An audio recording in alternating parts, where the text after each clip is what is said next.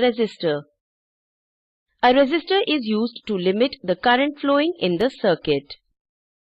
Now let's build a simple circuit using an LED, a resistor and a breadboard.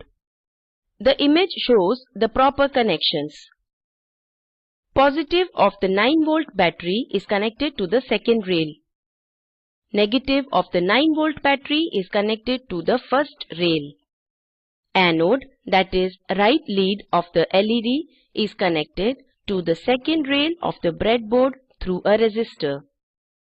Cathode, that is left lead of the LED, is connected to the first rail of the breadboard.